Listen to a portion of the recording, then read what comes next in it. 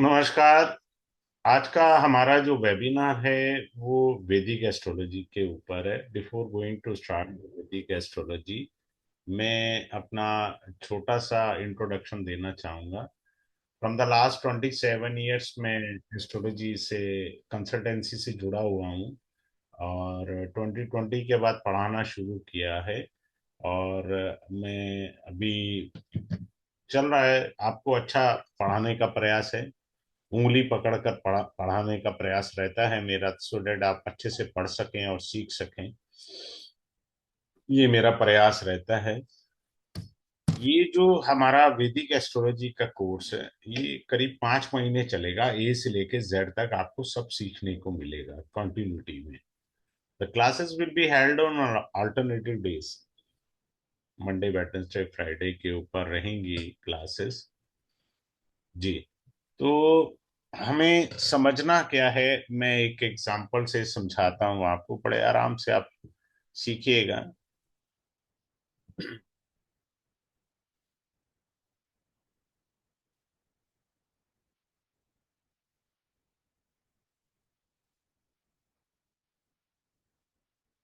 ये देखिए, आपके पास ये D1 चार्ट आ गया। अभी जितने ग्रह बैठे हैं, अच्छे हैं खराब हैं, आपको ये सारी जानकारी होनी चाहिए। ये D9 कुंडली है, इसकी जानकारी होनी चाहिए, और ये D10 कुंडली है, इसकी जानकारी होनी चाहिए। ये तीन प्रोमिनेंट चार्ट होते हैं एस्ट्रोलॉजी के अंदर। इन सभी चार्ट्स की हमारे को अच्छे से जानकारी होनी चाहिए। जब तक हमारे को जानकारी नहीं होगी, हम ऐसे ही घूमते रहेंगे जिंदगी भर। हमारी कुंडली के अंदर 12 भाव होते हैं। ये देखिए, 12 भाव हैं, गिन लीजिएगा। आराम से पढ़ेंगे, आराम से सीखेंगे, और उसमें कोई कमी नहीं छोड़ी जाएगी आपको सिखाने के अंदर। ये 12 भाव होते हैं। तो 12 भाव होते हैं, 12 राशियां होती हैं, कैसे वर्क करती हैं वो सब सीखेंगे हम अच्छे से। अब इसके अंदर क्या है कि I will give you the PPT, one of the best and the best PPT you will have. ये मैं गारंटी दे सकता हूं आपको कि बहुत अच्छी पीपीटी आपको मिलेगी। उस पीपीटी के सारे भी आप बहुत अच्छी वैदिक एस्ट्रोलॉजी कर सकते हैं। आगे चलते हैं और मैं सिखाने का प्रयास कर रहा हूं। पहले ये जानते हैं हम करेंगे क्या। सबसे पहले हमें ये जानना है करेंगे क्या। इसमें बहुत कुछ है, आपकी कल्पना से ज्यादा। पहले हम 12 भावों को पढ़ेंगे, will study about of the 12 bhavas, right. It is better, एक सेकंड रुकिए, मैं शेयर ही कर देता हूँ ना। So I would like to share the screen ना।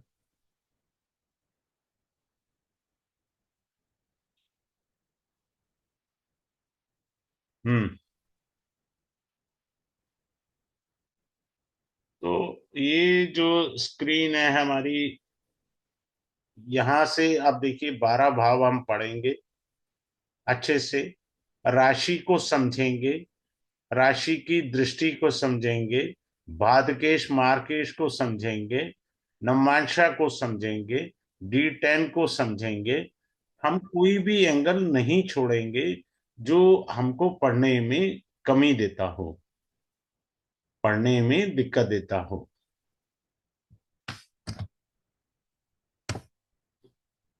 एक सेकंड रुकिएगा, पता नहीं क्या चक्कर है, इसके अंदर कुछ गड़बड़ हो गया नेट के अंदर। Just a moment please. हाँ, हम लोग इधर ले लेते हैं इसको, इंस्टेड ऑफ वहां जाने की। गड़बड़ है।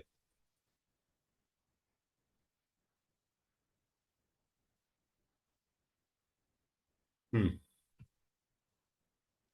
राशि को पढ़ेंगे, हम लोग नवांशा कुंडली पढ़ेंगे, दशमांशा कुंडली पढ़ेंगे, और D2 पढ़ेंगे। होरा चार्ट होता है, मेरे किस्मत में भगवान ने पैसा लिखा है, this is for the money, इसको भी पढ़ेंगे हम। फिर हम D4 भी पढ़ेंगे, जो प्रॉपर्टी के बारे में बताएगा, डिविजनल चार्ट एक्सक्लूसिवली। फिर हम D30 भी पढ़ेंगे, जो हमको प्रॉब्लम्स के बारे में अच्छे से बताता है, जिसे त्रिशांश कुंडली कहा जाता है। अच्छे से। और हम लोग इसके अंदर ट्रांजिट भी पढ़ेंगे, दशा पढ़ेंगे, और इसके अलावा हम लोग क्या कहते हैं, अच्छे से फॉरेन जाने का पढ़ेंगे। क्या मैं फॉरेन जा सकता हूँ या नहीं जा सकता हूँ। कहने का अर्थ ये है कि हर एंगल से समझने का प्रयास करेंगे, ताकि हमको एक अच्छी जानकारी मिल सके और ज्योतिष के अंदर। अब मैं शुरू करता हूँ। ऑलमोस्ट ए से लेके जेड तक हम पढ़ेंगे, ए टू जेड हम पढ़ेंगे वैदिक एस्ट्रोलॉजी का। सिंपल सी बात है। अब आगे चलते हैं। हमारे 9 प्लैनेट्स होते हैं। 9 प्लैनेट्स होते हैं और 12 राशि होती है। ठीक है। कालपुरुष कुंडली से, ये आपकी कालपुरुष कुंडली आती है।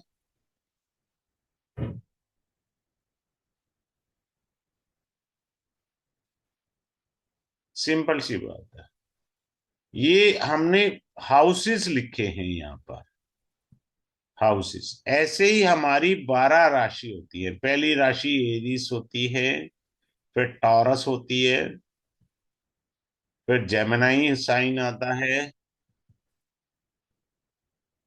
तो एरीज का 1 होता है, टॉरस का 2 नंबर है, जेमिनाई का 3 नंबर है, उसके बाद कैंसर साइन आता है, उसका 4 नंबर है। तो राशियां ऐसे आती जाती हैं। तो जब आप कुंडली बनाते हैं, तो मान लीजिए किसी का कर्क लगन आया, तो ये राशि उठ करके लगन में आई।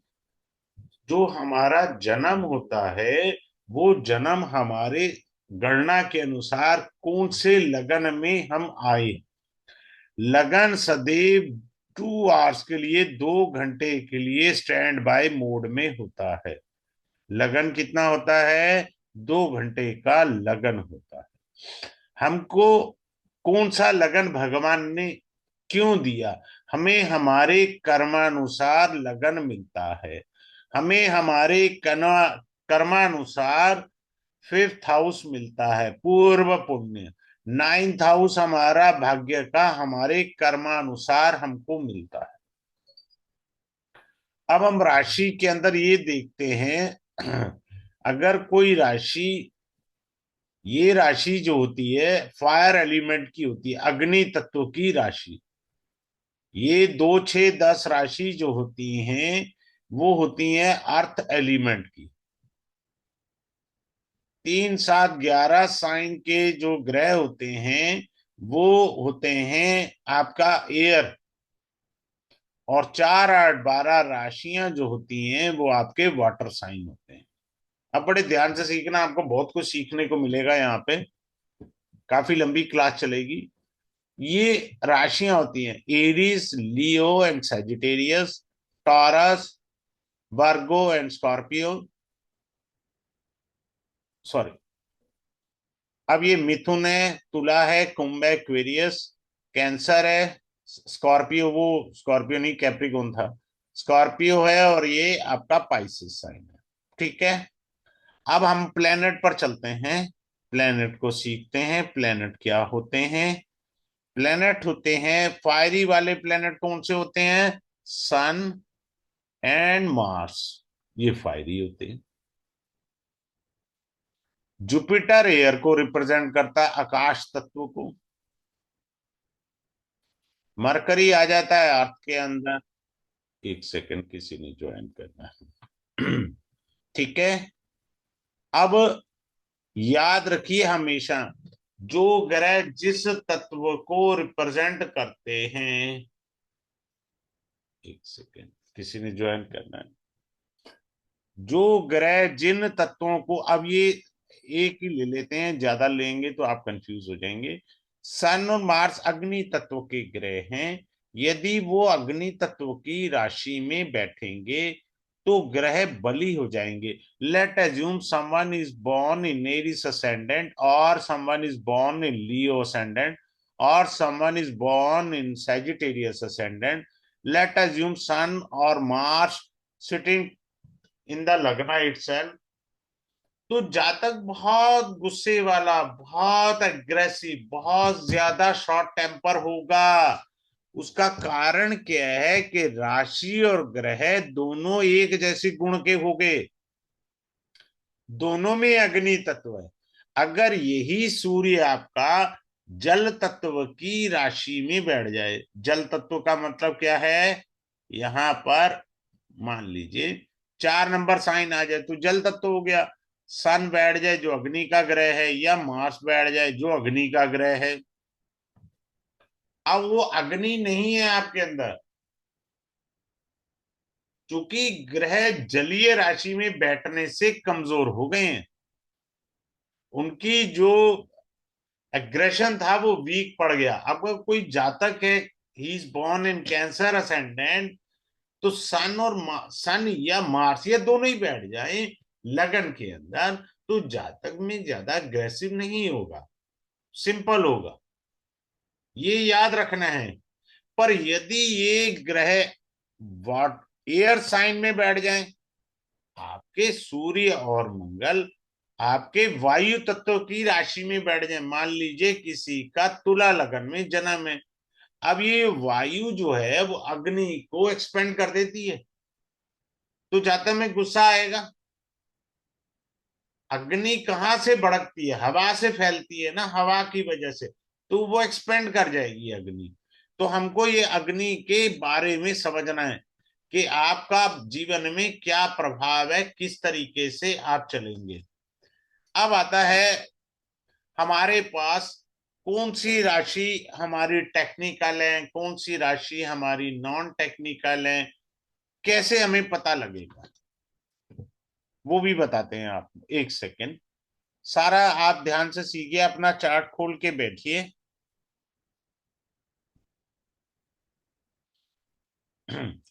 अब आते हैं, मैं एक अच्छी चीज सोच रहा हूं, मेरे दिमाग में आया कि क्या देना चाहिए। हमेशा याद रखिए वर्गो साइन, स्कॉर्पियो साइन, ठीक है, और पाइसिस साइन, ये 3 राशि कार्मिक डेट्स की होती हैं, karmic debts of your past life. इनमें जब कभी भी राहु, केतु, सैटर्न, मार्स बैठेंगे, then it means you are carrying the heavy duty karmic debts. क्योंकि ये कार्मिक प्लेनेट होते हैं राहु, केतु, शनि और मंगल। तो कार्मिक ग्रह होने के कारण आपको पीड़ा देंगे, काफी अधिक पीड़ा देंगे। हमेशा याद रखिएगा एक बात। अब मैं एक और चीज आपको शॉर्टकट में सिखा रहा हूं, आप सीखने का प्रयास करिए। अब देखो ये कुंडली है, हमारे को 1 सेकंड लगता है। अब यहां देखिए, लियो लगन है, मंगल और सूर्य बैठे हैं, जातक में गुस्सा है, हाँ जी है। कारण ये मंगल अग्नि तत्व का ग्रह है, सूर्य भी अग्नि तत्व का ग्रह है, राशि भी अग्नि तत्व वाली है। तो जब ये सब चीजें आ गई, तो जातक में शॉर्ट टेम्पर होगा, ठीक है। अब ये देखिए कन्या राशि में 2 ग्रह बैठे हैं, बुध और शुक्र, ये मित्र राशि है इनकी।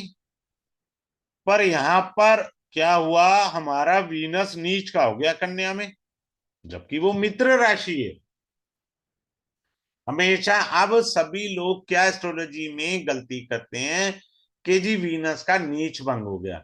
ये गलतफहमी में नहीं रहना, हाँ हो गया नीच भंग, परंतु नीच का एलिमेंट जाता नहीं है, वो एलिमेंट स्टैंड बाय मोशन में रहता है। अब यहां देखिए धनु राशि में 2 ग्रह हैं, एक केतु भगवान है, दूसरे मून है। दोनों अपने फ्रेंडली साइन में हैं, मित्र ग्रह के घर में हैं।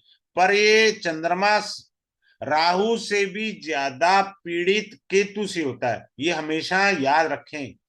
चंद्रमा राहु की बजाय केतु से ज्यादा पीड़ित होता है।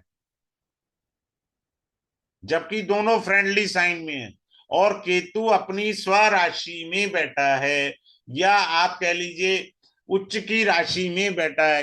राहु केतु को कोई राशि नहीं मिली हुई। वैसे केतु का ओन साइन स्कॉर्पियो है, वृश्चिक राशि है। वृश्चिक राशि केतु की अपनी राशि होती है। चंद्रमा की जो है वो इसमें अपने मित्र राशि बृहस्पति की मूल त्रिकोण राशि में बैठे हैं। तो राशियों का ज्ञान हमारे को बहुत ज्यादा जरूरी है। ग्रह को सदैव अपनी मूल त्रिकोण राशि प्रिय होती है। मूल त्रिकोण राशि प्रिय का मतलब कैसे, बड़े ध्यान से सीखिएगा। ये देखिए, मूल त्रिकोण राशि क्या होती है, जैसे मंगल है, सन सन का तो एक ही राशि होती है, चंद्रमा की एक राशि होती है, उसके बाद मार्स आता है। मार्स की दो राशियां होती हैं, मेष एंड वृश्चिक, उसे मेष प्रिय है। और उसके बाद आता है वीनस, वीनस की दो और सात। हमेशा याद रखिए ग्रह को ओड राशि प्रिय होती है, ओड साइन। सिर्फ इसमें अपवाद मरकरी का आएगा। मरकरी को जो है ये नहीं प्रिय होती है, कन्या राशि प्रिय होती है उसे, ऐसे समझना है। और सैटर्न को जो है वो कुंभ राशि उसकी मूल त्रिकोण है, प्रिय राशि है। तो ग्रहों को कौन सी राशि प्रिय है, कौन सी राशि अच्छी नहीं है, वो सारी चीजें हम सीखेंगे। खैर एनी, अब हमने यहां पर इसको पढ़ रहे थे, केतु और मून को। याद रखिए केतु और मून के अंदर एक छठी इंद्री जागृत होती है। जातक को मैं जानता हूं इसकी जागृत नहीं है। कुछ लोगों का केतु और चंद्रमा इकट्ठा होता है तो भगवान उनको छठी इंद्री जागृत करा देता है। यानी कुछ भी इवेंट होगा उन्हें पहले बोध हो जाता है, उन्हें ज्ञान हो जाएगा। अब यहां हम समझते हैं कुंडली से ग्रहों को। जुपिटर शत्रु राशि में है, चूंकि शुक्र की राशि है 2 नंबर। शनि मित्र की राशि में है, और ये जुपिटर और शनि न्यूट्रल ग्रह हैं। इनका संबंध कोई खास मित्रता वाला नहीं होता। राहु कुछ लोग उच्च का कहते हैं मिथुन राशि में, कुछ लोग वृष राशि में उच्च का कहते हैं। सारा कुछ ठीक है।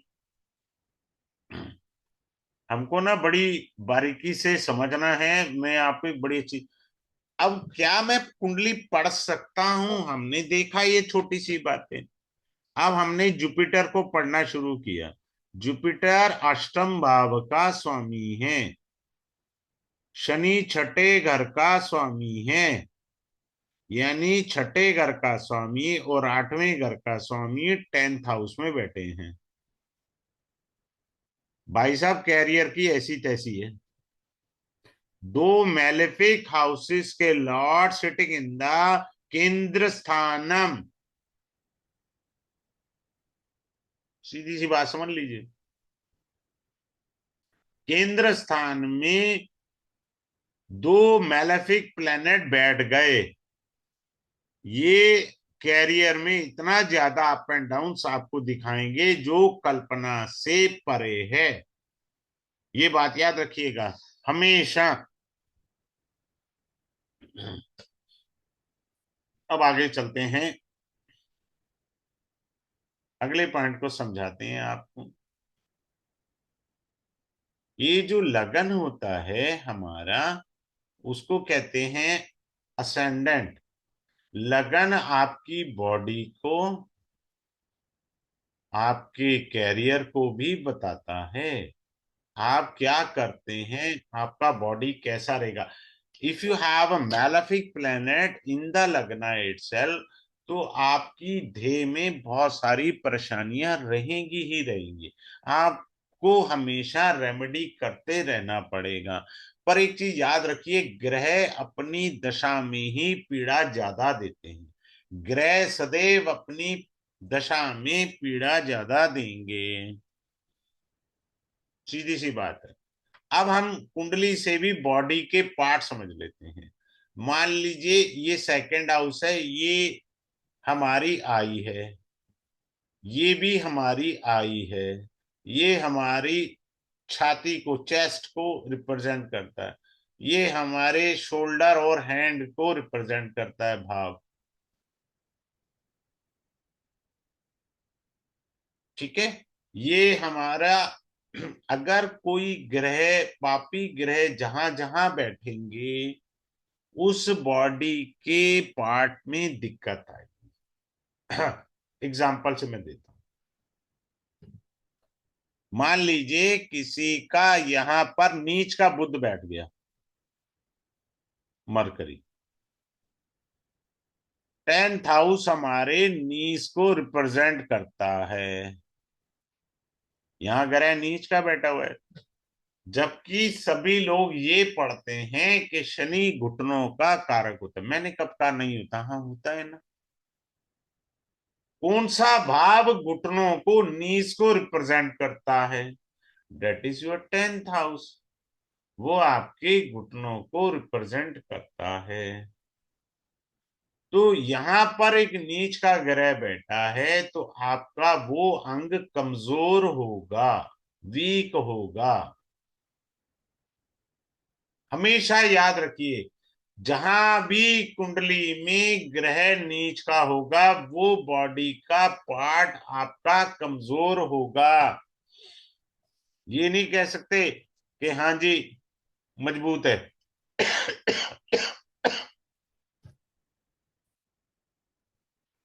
अब याद रखिए, ग्रहों के अंदर क्या होता है? ग्रह वक्री होते हैं। पहला मार्गी लिखना भूल गया, मेरी गलती है। मार्गी होते हैं, ग्रह वक्री होते हैं और ग्रह अस्त होते हैं। ये ग्रहों के तीन गुण धर्म होते हैं, डायरेक्ट, रेट्रो एंड कंबस्ट। ये तीन क्वालिटीज होती हैं ग्रहों के अंदर की। जिस भी कुंडली में दो या दो से ज्यादा रेट्रोग्रेड प्लेनेट हो वो कुंडली कमजोर हो जाती है आज की तारीख में। वैसे ये बड़ा अच्छा राजयोग बनता है, परंतु वो तब बनता है जब आदमी हार्डशिप करना जानता हो। अगर हार्डशिप से वो पीछे नहीं हटेगा तब वक्री ग्रह उसे राजा बना देंगे। परंतु आजकल कोई हार्डशिप नहीं करना चाहता, हर कोई इजी वे चाहता है लाइफ में। मार्गी ग्रह हमें सुख प्रदान करते हैं, वक्री ग्रह हमारे कार्मिक डेट्स को बताते हैं। फॉर एग्जाम्पल, जुपिटर आपका कुंडली में रेट्रो है,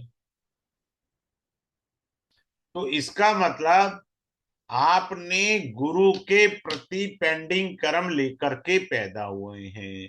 आपने पिछले जन्म में गुरु की सेवा ढंग से नहीं करी, गुरु को धोखा दिया, कुछ भी किया, वो पास्ट लाइफ का आपका है, कौन उसे देखने जाएगा।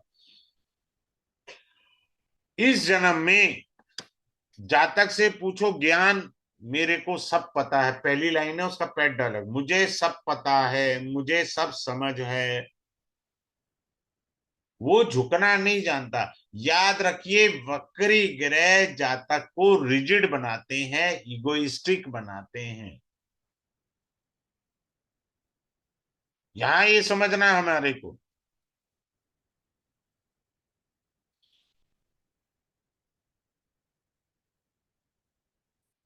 अस्त ग्रह हमारा क्या करते हैं? अस्त ग्रह मान सम्मान में कमी करेंगे, आपकी रिस्पेक्ट को डाउन कर देते हैं। जब भी आपकी कुंडली में अस्त ग्रह की दशा होगी तो आपके मान सम्मान में कमी कर देंगे। ये ध्यान देना आपने। तो मान सम्मान में कमी हो जाएगी।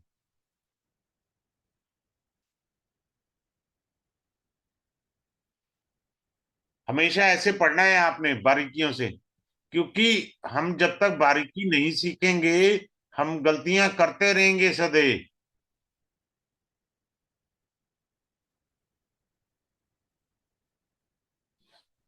अस्त ग्रह, फिर से कह रहा हूं, मान सम्मान में कमी करेंगे।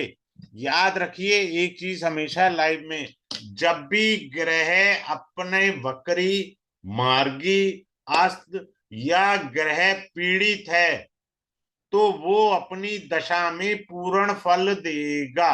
कब फल देगा? अपनी दशा में पूर्ण फल देता है। अब आपको देखो, हमें दो चीजें सीखनी है, बड़े ध्यान से सीखिएगा। लेट अज्यूम किसी के सेवंथ हाउस में कोई ग्रह नहीं बैठा, Rahu is sitting in the sixth house, in the eighth house, कोई भी ग्रह बिठा लो, चलो मंगल बिठा लेते हैं। अब ये सेवंथ हाउस जो आपका कुंडली में है, ये हाउस पाप कत्री में है। क्लियर? चलिए, अब मान लीजिए हम यहां पर कोई ग्रह बिठा देते हैं। कौन सा? चलो बुध बिठा देते हैं। अब ये बुध ग्रह भी पाप कत्री में आ गया, भाव भी पाप कत्री में आ गया, तो पीड़ा डबल हुई। पहले हमने क्या सीखा? केवल भाव पाप कत्री में था। जब ग्रह बिठा दिया तो भाव के साथ अब ग्रह भी पाप कत्री में है। तो हम लोग गलती पता क्या करते हैं कुंडली पढ़ने में? हम गलती करते हैं ग्रह पाप कत्री में है। जी बुध ग्रह पाप कत्री में है। अरे भैया, भाव भी तो है पाप कत्री में, वो कैसे आप इग्नोर कर गए? हम लोग यही गलती करते हैं, हम फोकस क्या करेंगे? बुध के ऊपर करेंगे, और जो भाव है उस पर फोकस नहीं कर रहे। भाव भी पापकत्री में है, ग्रह भी पापकत्री में, दोनों चीजें आई हैं। अब आप देखो, सेवंथ हाउस हमारा बिजनेस का होता है, ठीक है, और बुध व्यापार का कारक है। तो दोनों में हर्डल्स आई ना, व्यापार वाला। सेवंथ हाउस आपका बिजनेस को बताता है, पार्टनरशिप को बताता है, और ग्रह क्या बता रहा है? वो व्यापार का कारक है बुध। तो बुध व्यापार का कारक है, और सप्तम भाव बिजनेस को बताता है, पार्टनरशिप। तो दोनों जगह में दिक्कत आई ना, आप बिजनेस नहीं कर पा रहे, हर्डल्स आ रहे हैं। और होगा क्या? हम लोग बुध की रेमेडी कर रहे हैं। रेमेडी किसकी करेंगे? बुध की। लेकिन भाव की रेमेडी वो गोल हो गई। इस कोर्स के अंदर याद रखिए, ये कोर्स इतना बेहतरीन है, आपको रेमेडी बहुत अच्छे तरीके से सिखाई जाएगी इस कोर्स के अंदर। रेमेडी भी मैं पढ़ाऊंगा बहुत अच्छे से, और उंगली पकड़ के पढ़ाऊंगा। जो ये कह देंगे ना क्लास में आके, सर मैं अंगूठा छापू, मुझे कुछ नहीं आता, मुझे बड़े अच्छे तरीके से बताइए एस्ट्रोलॉजी होती क्या है, उसको मैं पर्सनल अटेंशन दे करके मास्टरी 2 दिन में करा दूंगा, बशर्ते वो पढ़ना चाहे तो। 2 दिन ही काफी है, तीसरा दिन नहीं चाहिए मुझे। जब भी ग्रह शत्रु राशि में होते हैं, let assume someone having sun in the Kumbh, sorry, Makar राशि, कैप्रिकॉन साइन में सूर्य है, तो सूर्य यहाँ शत्रु राशि में है। बड़े ध्यान से सीखना, इसको बोलते हैं मध्याह्न का समय। क्या बोलते हैं? मध्याह्न का समय, दशम भाव, यानी 12 बजे से लेके 2 बजे तक का टाइम है। अब यहाँ पे डिस्टिंग्विश करना सीखिए। सूर्य बली है, चाहे वो शत्रु राशि में है। भाई सिर पर सूर्य, सूर्य कब आता है? दोपहर में ही तो आता है, 12 बजे के बाद सिर के ऊपर आ जाता, हम कहते हैं ना सिर पर आ गया है सूर्य, जनरल भाषा में हम बोलते हैं। शत्रु राशि में होते हुए भी वो बली है। अब यही 10 नंबर राशि यहां लिख दें, सूर्य को यहां लिख दें, सूर्य बली बिल्कुल नहीं है, यहां रात्रि का समय है। प्लस क्या हुआ? ये शत्रु राशि में है, तो चतुर्भाव में सूर्य ज्यादा पीड़ित माना जाएगा, शत्रु राशि और रात्रि की दिशा में बैठा होने के कारण। लेकिन 10th हाउस में चाहे वो शत्रु राशि में बैठा है, पर दिग्बली माना जाएगा। हमेशा याद रखिए, क्योंकि जब तक हम नहीं सीखेंगे, नहीं समझेंगे, तब तक ऐसे ही कंफ्यूजन में रहेंगे।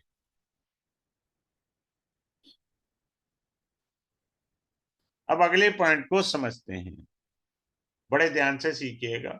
हमारा एक ना पंचमहापुरुष राजयोग भी होता है।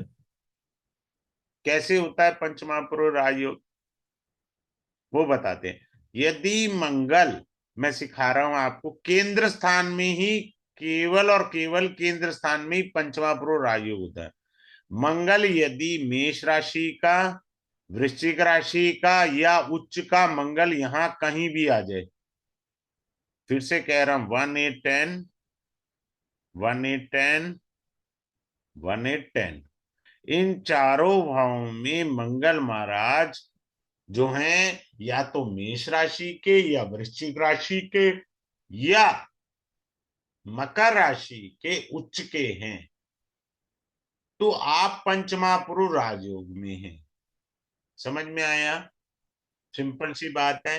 पंचमा पुरुष राजयोग देता है।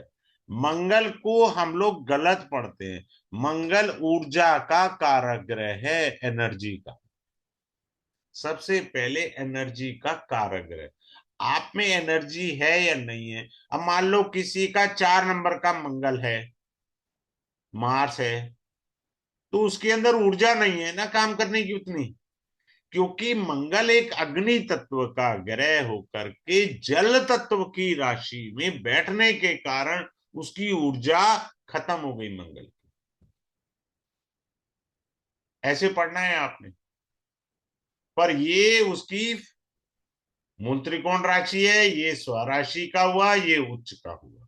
तो हमारे को मंगल जब भी कुंडली में मेष, वृश्चिक या मकर राशि का केवल केंद्र स्थान में होगा, तभी हमारा पंचमा पुरुष राजयोग रुचक बनेगा।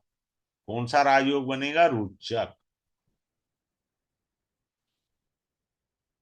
सिंपल सी चीज है। हमको हर चीज को बारीकी से पढ़ें और समझें और उसको जानें। अगले पॉइंट पर चलते हैं आपके लिए। अगला पॉइंट आपने समझना है। और मैं इस कोर्स के अंदर एक अच्छी चीज ये बताऊंगा, जो लोग भी ज्वाइन करेंगे मेरे साथ इस क्लास को, आ, उनके चार्ट्स के अंदर कहाँ कौन सी चीज नहीं समझ में आ रही, उनको अपनी कुंडली में कौन सा पॉइंट नहीं समझ में आ रहा, उसको भी मैं बताने का प्रयास करूंगा। कि भाई आप ये कह रहे हो सर मेरी कुंडली में तो एक ग्रह बैठा है, अब ये अच्छा बैठा है या खराब बैठा है, तो मैं आपको 2 चीजें, 3 चीजें, 4 चीजें, 10 चीजें भी बतानी पड़े, I'll teach you। और ये कर दूंगा कि उसके बाद दूसरा स्टूडेंट अपने आप बता सके सर मेरा इस वजह से ग्रह रिजल्ट नहीं दे रहा, या इस वजह से रिजल्ट दे रहा है ग्रह। हमेशा याद रखिए। अब अगले पॉइंट पर चलते हैं। अगले पॉइंट को समझाने का मैं प्रयास करता हूं।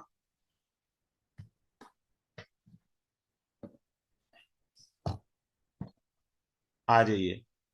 3, 6, 10 और 11, इसको उपचे भाव कहते हैं।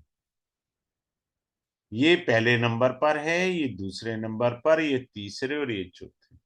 यहां पर पापी ग्रह आपको हार्ड वर्क के बाद ही पॉजिटिव रिजल्ट देंगे। वो प्रॉमिस कर देते हैं। क्या प्रॉमिस देते हैं? उपचय भाव आपको, कि जब भी यहाँ पापी ग्रह बैठेंगे वो आपसे मेहनत करवाएंगे और आपको पॉजिटिव रिजल्ट देंगे।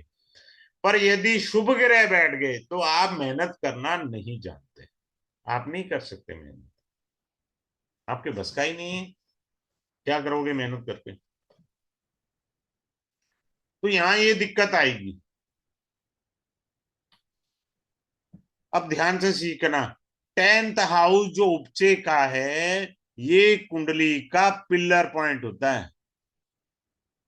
अब let assume someone is having no planet in the 10th house.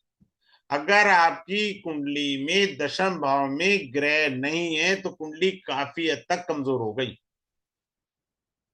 ये पिलर है। मान लो किसी के ग्रह नहीं है, पर शुभ ग्रहों की दृष्टि आ रही है, तब भी आप बच गए। पर किसी की कुंडली में ना तो दृष्टि आ रही है, ना कोई शुभ ग्रह बैठा है, तो वो भाव कमजोर हो गया। यही रूल सभी भावों पर लगा दीजिए। मान लीजिए किसी के 9th हाउस में कोई ग्रह नहीं बैठा और ना ही कोई ग्रह देख रहा है, तो भाव कमजोर हो गया 9th हाउस आपका। लेकिन यदि कोई पापी ग्रह बैठा है आपके 9वें भाव में, हमेशा याद रखिए, whenever you see a malefic planet in the 9th house, leave your birthplace। आप अपना जन्म स्थान त्याग दें। जब भी 9th हाउस में पापी ग्रह बैठा हुआ मिले, ये बात आप समझ लीजिए। अब आपको अच्छे से सिखाता हूं और चीजें, क्योंकि मेरे पास कोई ऐसा तो है नहीं, मैं तो अपना एंगल से चलता रहता हूं। अब मान लीजिए someone is born in Aries ascendant. अब आप सीखना ध्यान से।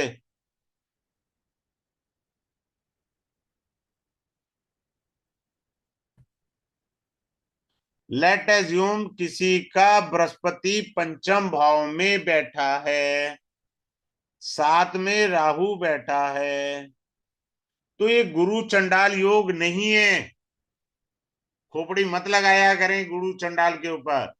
9th का लॉर्ड पंचम में बैठ करके राजयोग बनाया, और उस राजयोग में राहु इन्वॉल्व हुआ। राहु का काम होता है एक्सपेंशन करना, तो ये राजयोग को बढ़ा देगा। जुपिटर अपनी दशा में 10 रुपए का फल देगा, राहु यहां पर दशा आने पर 100 रुपए का फल देगा, क्योंकि उसका काम है एक्सपेंशन करना। वो तो एक्सपेंड कर देगा आपके लिए। हमको ये चीजें सीखनी है।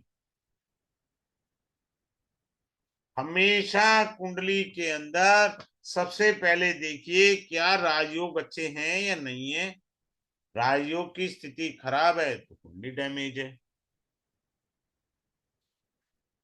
और कभी भी आपने उस तरीके से नहीं पढ़ना है, गलत तरीके से। अब आपको मैं एक चीज सिखाता हूं। अब देखो, आपको बड़े अच्छे से मैं चार्ट लगाता हूँ और समझाता हूँ। एक जातक नाम से मैंने कुंडली बना के रख दी है ऐसे ही, तो आपको सिखाता हूँ चार्ट से। अब ये देखिए, इसमें लगन में मंगल बैठा है। मंगल 9th हाउस का स्वामी है। मंगल कहाँ का स्वामी है? 9th हाउस का। साथ में कौन बैठे हैं? सूर्य देव, which is the lagna Lord. और मंगल देव कहाँ के लॉर्ड है? 4th के। अब हम पढ़ेंगे कैसे? Mars and sun both are sitting in the lagna. राजयोग कौन सा बना? 4th lord plus lagna lord. चतुर्भाव का स्वामी और लगन का स्वामी एक राजयोग बना। दूसरा कौन सा बना? 9th हाउस का स्वामी और लगन का स्वामी। तो दो राजयोग बने हुए हैं, पर इनमें बली कौन सा है? वो ये वाला है, क्योंकि ये मूल त्रिकोण राशि है आपके त्रिकोण भाव में। फिर से समझिए, मूल त्रिकोण राशि त्रिकोण भाव में आई है। राजयोग तो दो बने, 4th lord with the lagna lord, 9th lord with the lagna lord. But there is an difference these two rajyoga. Mangal को जो अपनी राशि सबसे ज्यादा प्रिय है, वो उसे अपनी मूल त्रिकोण राशि प्रिय है, तो वो तो मेष है। दूसरा, त्रिकोण और केंद्र से बनने वाले राजयोग सदैव बली माने गए हैं, तो ये बहुत अच्छा राजयोग माना गया है। समझ में आया? सिंपल सी बात है, इस तरीके से पढ़ना है। अब आप देखिए, अभी हमने ये कहा कि जुपिटर जो है हमारा, ये वाला देखिए, हम कुंडली कैसे पढ़ते हैं। जुपिटर और सैटर्न है ना हमारा। सैटर्न हमारा 6th लॉर्ड है और जुपिटर हमारा 8th लॉर्ड है। नेगेटिव युति है, पहला पॉइंट। दूसरा पॉइंट, जुपिटर कहाँ का लॉर्ड है? जुपिटर फिफ्थ हाउस का लॉर्ड है। ये दूसरा पॉइंट, वो उसकी मूल त्रिकोण राशि है। शनि की मूल त्रिकोण राशि कौन सी है? सेवंथ हाउस में। सेवन। तो ये वाला राजयोग तो पॉजिटिव हुआ, बहुत तगड़े वाला। समझ में आ रहा है? यानी इस राजयोग में दो चीजें छुपी हुई हैं, बशर्ते आपको देखना भी तो आना चाहिए कि हम कुंडली को देखते कैसे हैं। हमने देखा बृहस्पति और शनि बैठे हैं, ठीक है ना, जातक की शनि की दशा चल रही है। ये देखिए दशा शनि की चल रही है, भगवान की। तो शनि अपनी दशा में दो भावों का फल देगा। कौन से दो भाव हैं? सिक्स्थ हाउस और सेवंथ हाउस। समझ में आया? यानी ऐसे पढ़ना होता है, संघर्ष के बाद समाज में सम्मान पाना। सप्तम भाव, समाज में लोग कैसे आपको जानते हैं, समाज में आपका मान सम्मान होगा या नहीं। तो शनि पहले आपको संघर्ष देंगे, उसके बाद मान सम्मान देंगे। क्लियर? कुंडली को पढ़ना सिखा रहा हूं मैं आपको बड़े अच्छे से, यही सिखा देता हूँ, इन्हीं दो ग्रहों से बहुत कुछ पढ़ा देता हूँ। इसी पे पढ़ाने में अगर मैं आऊं तो 2 घंटे भी लग सकते हैं मुझे, इसी दो ग्रहों को पढ़ाने में। अब आप देखिए, जुपिटर फिफ्थ का लॉर्ड है। समझ में आ रहा है? और ये शनि सेवंथ का लॉर्ड है। तो लव अफेयर दे गया, ये लव अफेयर हो गया जातक का। ठीक है। पर ये लव लव अफेयर तो टूटेगा, क्योंकि जुपिटर और शनि छठे और आठवें के भी तो स्वामी हैं। So there is an break. Clear? अच्छा, ये लव अफेयर ब्रेक हो गया ग्रहों से। क्या पंचम भाव में शुभ स्थिति है, वहां पे भी तो चंद्रमा और केतु बैठे हैं भाई साहब, तो लव ब्रेक वहां पे भी हो गया। यानी हमेशा जब आप कुंडली पढ़ें, लव ब्रेक आपने कहा, क्या भाव पीड़ित है? हाँ जी, भाव पीड़ित है। लव का भाव कौन सा होता है? पंचम भाव होता है। तो पंचम भाव पीड़ित है, हाँ जी पीड़ित है। किस ग्रह से पीड़ित है? जुपिटर और सॉरी, केतु और चंद्रमा बैठे हैं, उनसे पीड़ित है। क्यों पीड़ित है? चंद्रमा 12वें घर का स्वामी लव के घर में बैठा है। सत्यानाश तो करना ही करना है, चंद्रमा कोई शुभ थोड़ी है। माना वो लग्नेश का मित्र है, परंतु ये नहीं भूलना कि वो 12वें भाव का स्वामी है। 12वें भाव का स्वामी जहां भी बैठेगा, 12वां भाव क्या होता है हमारा? लॉस का। तो कहाँ लॉस का लॉर्ड बैठा? फिफ्थ हाउस में। फिफ्थ हाउस क्या है? लव। लव में क्या मिला? लॉस। और केतु क्या चीज का कारक होता है? ब्रेक का। केतु किस चीज का कारक है? ब्रेक का, तोड़ने का। अच्छा, समझ में आ गया कितना आसानी से हम लोगों को ग्रह पढ़ने आने चाहिए। जब तक हम ये चीजें नहीं सीखेंगे ना, किस भाव से क्या है, किस भाव से कुछ नहीं है, तब तक ऐसे कंफ्यूज रहेंगे हम लोग तो। अब ये पढ़ लेते हैं दो ग्रह। इस मरकरी, याद रखो, मरकरी और वीनस की युति लक्ष्मी नारायण युति होती है। इस युति को बोला जाता है लक्ष्मी नारायण। अब ये कितनी स्ट्रांग है, हमें कैसे पता लगेगा? चलिए देखते हैं। ये लाभ का स्वामी धन के भाव में बैठा हुआ है। समझ में आया? लाभ का स्वामी धन के भाव में। अब वीनस कहाँ का स्वामी है? तीसरे भाव का स्वामी है। और कहाँ का स्वामी है? केंद्र का स्वामी है। अब आप ध्यान से सीखना, वीनस और बुध, पहली युति क्या बनी? हम एक बनाएंगे 3 और 7 की, दो उपचय भाव की युति है। पहला पॉइंट। दूसरा पॉइंट, हमारी दो और तीन की युति है, दशमेश और लाभेश की युति। या इसको ऐसे कर लो, 3 2 7 3 भी कर सकते हो, मना थोड़ी किया मैंने, जरूरी करना ही है। 3 2 7 3 ऐसे पढ़ लो।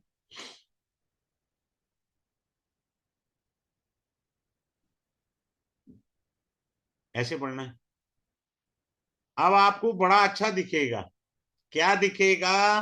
कि जातक के पास बहुत सारा धन है, लाभ का स्वामी धन के भाव में उच्च का होके बुद्ध बैठा है, राइट? तो जातक के पास खूब धन होना चाहिए ना आपके हिसाब से, पर नहीं है। धन नहीं है उसके पास। क्यों नहीं है? इस पर दृष्टि बृहस्पति की आ रही है, जो कि 8th का स्वामी है। जुपिटर कहाँ का लॉर्ड है? अष्टम भाव का भी तो है। तो यानी मनी में अप एंड डाउन आता रहेगा। ऐसे पढ़ना होता है, मनी में अप एंड डाउन आता रहेगा। क्लियर है? ऐसे पढ़ना होता है हमको। आगे चलते हैं। अब हम मान लीजिए थोड़ा सा नमांशा के ऊपर चलते हैं। नमांशा के अंदर हम समझने का प्रयास करते हैं कि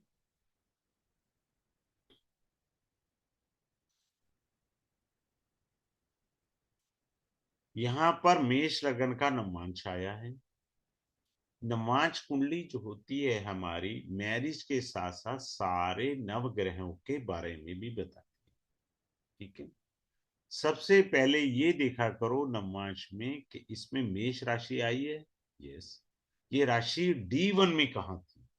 D1 में 9th हाउस की राशि से उसका मेष लगन का नमाज बना है। अच्छा, नमाज की नींव तो अच्छी बनी है। फिलहाल हम स्टेप बाय स्टेप चलेंगे। नमाज का लगन जो मेष राशि का बना है, वो राशि D1 में कहा थी? भाई D1 में तो उसके भाग्य में थी। तो भाग्य से उसका नमाज बना हुआ है। इसमें बैठा कौन है? मंगल बैठा है। मंगल कहाँ का स्वामी है? सेल्फ लॉर्ड है। और उसकी मूल त्रिकोण राशि में बैठा है। ठीक है जी।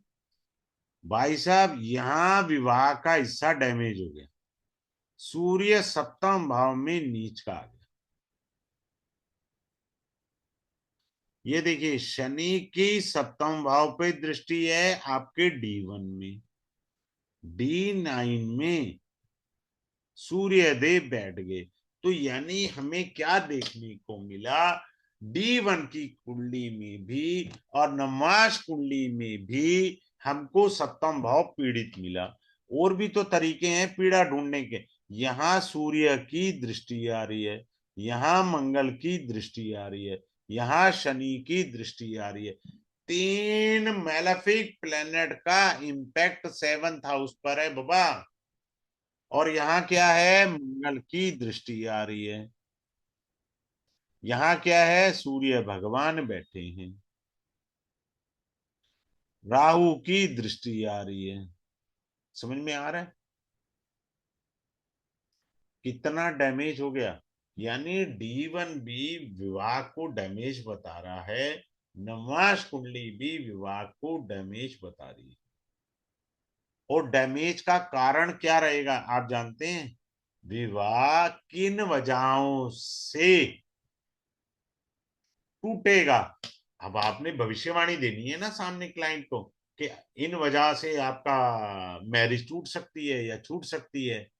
तो वो क्या होगा? वो सिंपल सा रूल यही है कि एग्रेशन, गुस्सा। कारण अग्नि तत्व के ग्रह जो हैं, वो लगन सप्तम D1 और D9 दोनों जगह प्रभावित कर रहे हैं, जिसके कारण वो पीड़ा देगा। अब अगले पॉइंट पर चलते हैं, आपको समझाते हैं।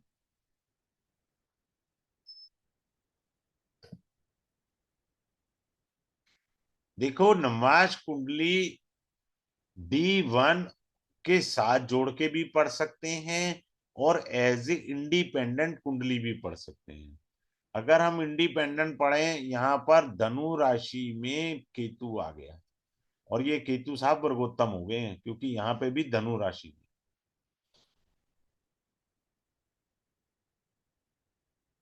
हो गया ना गड़बड़। अब आप ध्यान देखिए, जुपिटर भी जातक कई वर्गोत्तम साहब हैं, यहाँ पे भी 2 नंबर में है, यहाँ भी 2 नंबर में वर्गोत्तम हो गए। राहु भी वर्गोत्तम है जातक का, यहाँ भी 3 नंबर, यहाँ भी 3।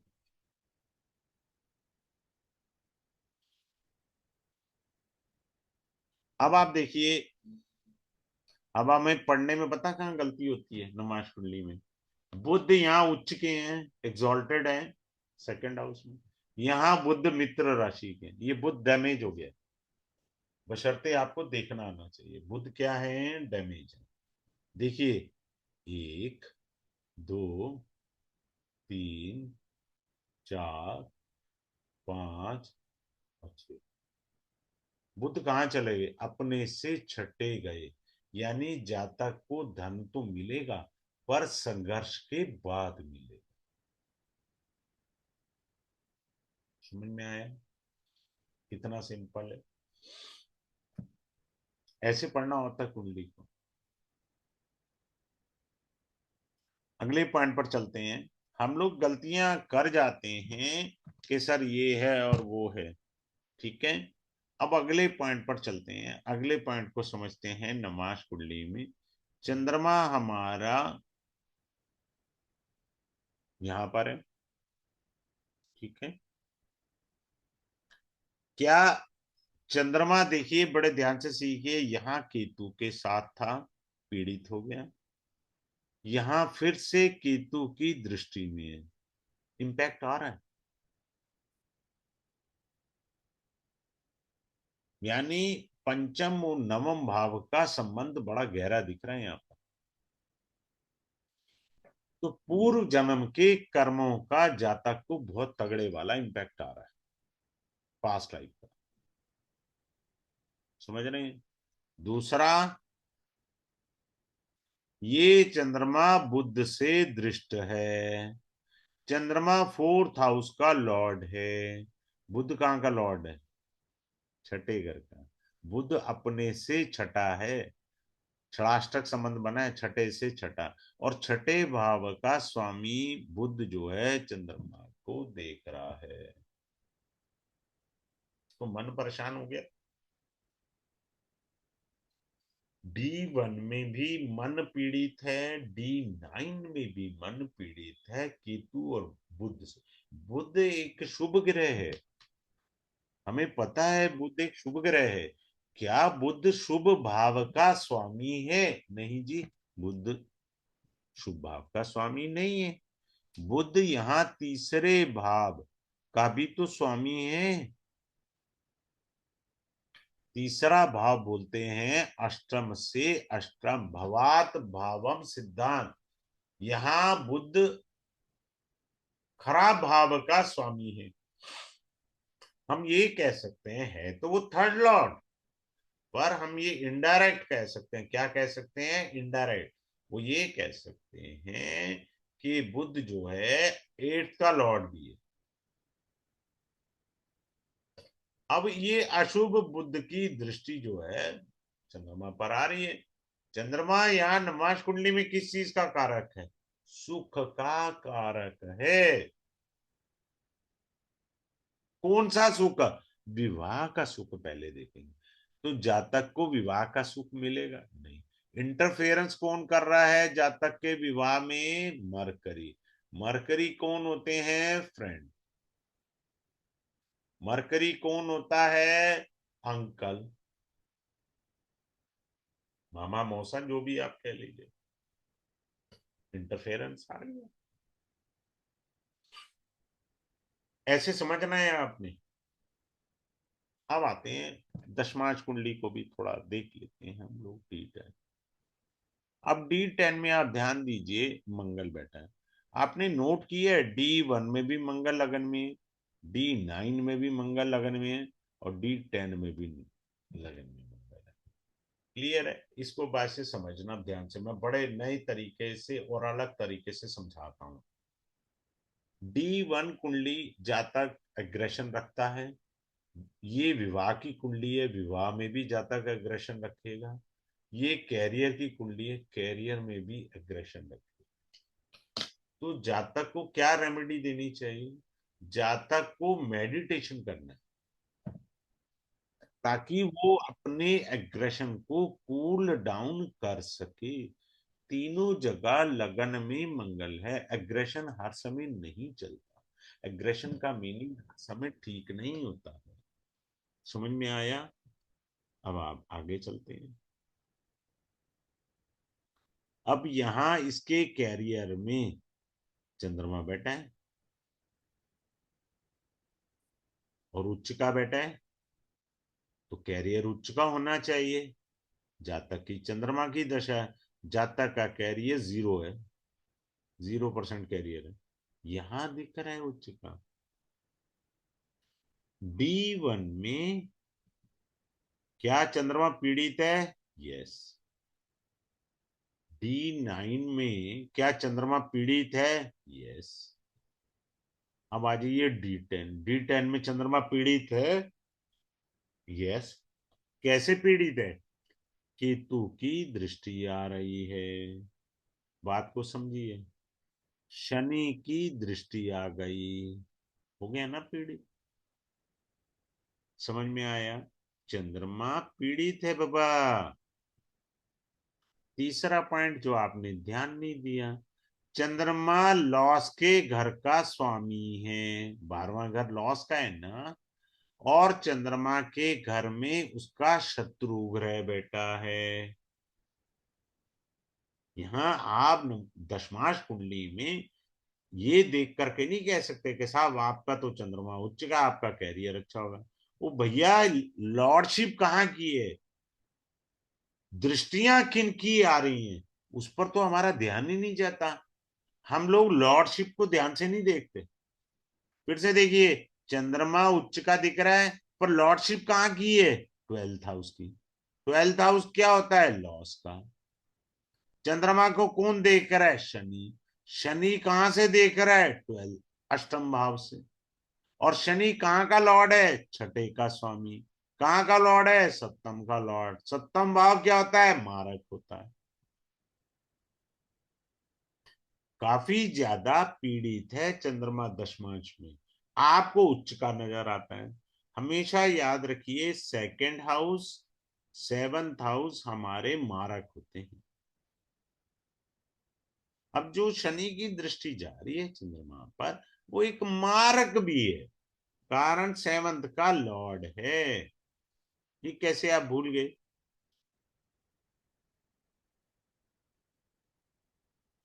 ऐसे पढ़ना,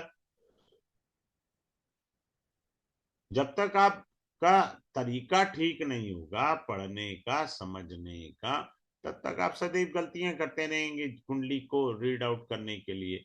मैं थोड़ा प्रयास कर रहा हूं कि आपको बारीकियां सिखा सकूं, आपको बता सकूं। अब ये देखिए, शनि चल रहा है, चंद्रमा कहाँ का है? लॉस का लॉर्ड है। शनि कहाँ का लॉर्ड है? 6 का लॉर्ड है। तो दशा अच्छी चल रही है? इल्लेपुर नहीं है ना, मजा नहीं आएगा बाबा। ये सदैव याद रखना है हमें। अब आ रहा है जातक का ये 23, शनि की दशा चलेगी 22 जनवरी 2026 तक चलेगी। लॉस है, यानी जातक काफी कुछ खर्च कर रहा है अपना कैरियर बनाने में, क्योंकि 12th हाउस हमारा हाउस ऑफ एक्सपेंडिचर है। क्या मरकरी की दशा में सेटल हो जाएगा इसका कैरियर? हमने ये प्रश्न रखा। संभावनाएं हैं क्या? चलो देखते हैं, समझते हैं। मरकरी कहाँ का लॉर्ड है? लाभ का। मरकरी कहाँ का लॉर्ड है? सेकंड हाउस का कहाँ बैठा है? हाउस ऑफ लॉस में, एक्सपेंडिचर में बैठ गया। क्लियर? जातक को अपनी विद्या पर ज्यादा खर्च करना पड़ेगा, यानी उसको अपना ज्ञान ज्यादा अर्जित करना पड़ेगा, तब जाके कोई संभावना हो सकती है जीवन में आगे बढ़ने की। नहीं तो पीड़ा ही पीड़ा है जातक को।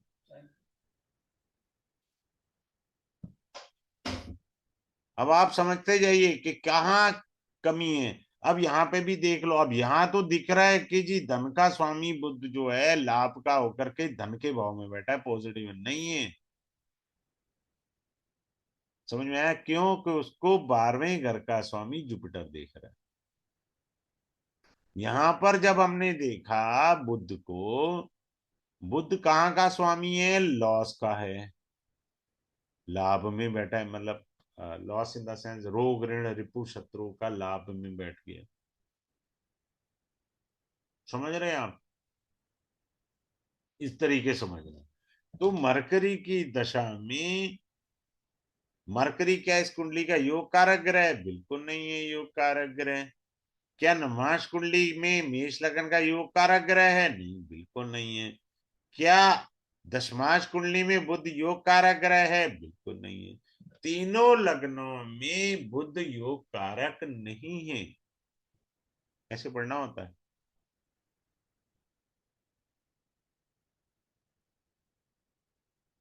हमको जब तक ये कुंडलियों को ढंग से देखना नहीं आएगा ना, बाई गॉड गलतियां इतनी करते हैं ना हम। तीनों को मैंने इंडिविजुअल कर दिया, कुंडली अलग अलग कर दी। समझ रहे हैं? हाँ, वो मित्र ग्रह जरूर है, मित्र ग्रह जरूर है।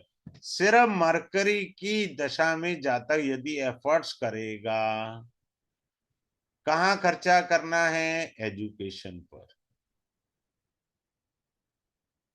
अगर एजुकेशन के ऊपर खूब मेहनत करेगा तो जीवन में तरक्की होगी, अन्यथा जय श्री राम। ऐसे ही बहुत सारे डिविजनल चार्ट भी हम पढ़ेंगे। D4 प्रॉपर्टी का पढ़ेंगे, सब पढ़ेंगे, D30 पढ़ेंगे, प्रॉब्लम्स को समझेंगे, सभी चार्ट्स को पढ़ेंगे। कम से कम मुझे 5 महीने लगेंगे, हर एक चार्ट को अच्छे से मैं आपको दे सकूं, सिखा सकूं, ताकि आप गलतियां ना कर सकें, एक सेकंड में बता दें हाँ इस ग्रह से फल मिलेगा या नहीं मिलेगा। ठीक है? चलिए अब आगे चलते हैं।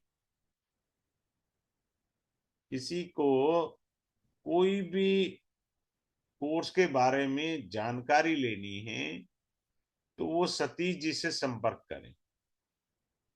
ये सतीश जी का नंबर है, मोबाइल नंबर। व्हाट्सएप पर उन्हें आप मैसेज ड्रॉप कर सकते हैं कोर्स की एनरोलमेंट के बारे में। सतीश जी से आप बात करिए। Satish ji such an humble personality, बहुत ज्यादा सज्जन पुरुष हैं, हम्बल पर्सनैलिटी हैं। उनसे आप बात करेंगे आपको मजा आ जाएगा। दूसरा क्या है, अब जैसे कल मैंने पहली बार चंद्रमा जिस भाव में बैठा है, नक्षत्र पढ़ा रहा हूँ, एडवांस कोर्स है नक्षत्र का, इसमें नक्षत्र भी बताऊंगा आपको, ऐसा नहीं है नक्षत्र नहीं बताऊंगा आपको। अब देखो, जैसे श्रवण नक्षत्र में कोई पैदा हुआ है तो श्रवण का अर्थ होता है सुनना, बजाय सुनने के उपदेश देते हैं लोग।